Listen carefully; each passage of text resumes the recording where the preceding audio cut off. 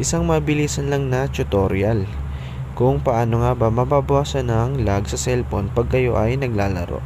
Ito ay para sa lahat ng Android.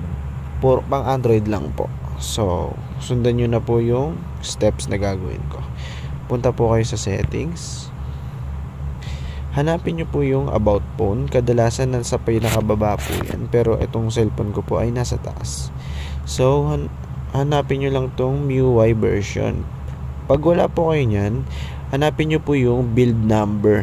Nakalagay po doon build number. So, kiklik-click nyo lang po siya. Tap-tap nyo lang po. Mga 5 po. Hanggang sa lumabas po sa baba, may lalabas po na you are a developer option. Okay lang po yan kahit sobra po yung natap nyo. So, then, back na po kayo. So, scroll.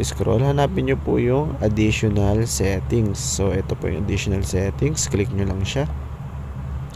Then, scroll. Hanapin nyo na yung developer option. Kasi nagamit yan.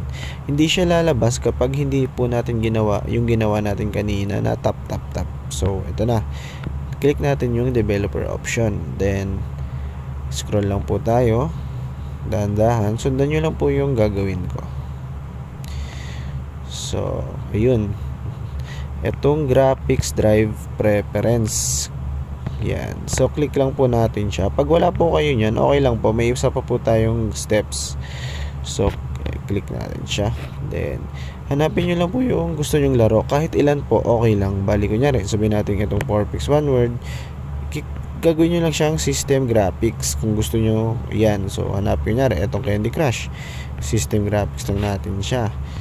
Yun, so mga ganun, hanap na kayo. Kunyari, Mobile Legends, mga ganun. Kahit anong laro po, yan. Yan, lagay nyo lang. So, back na kayo dyan. Then, scroll tayo ulit. Sundan nyo lang ulit yung gagawin ko. Hanapin nyo yung scroll. Eto. Bali, naka-off yan. Naka-on ko na po kasi siya. So, i-on nyo lang siya. Yan. Yung force 4 times MSA. Ito po. Yan. So, ang last one po natin, para sa akin po hindi ko siya advisable, lalo na kung bihira lang kayo maglaro. Pero kung lagi naman po kayo naglalaro, sobrang tagal nyo maglaro, mga ganun. So, pagkatapos nyo maglaro, pwede nyo man siyang i-off na lang ulit. So, pag naglalaro kayo, i-on nyo siya. Then, itong background process limit, no background process nyo. So, huwag nyo kalimutan, pagkatapos nyo maglaro, patayin nyo siya ulit. Then, balik nyo ulit siya sa standard limit. So, ayun lang.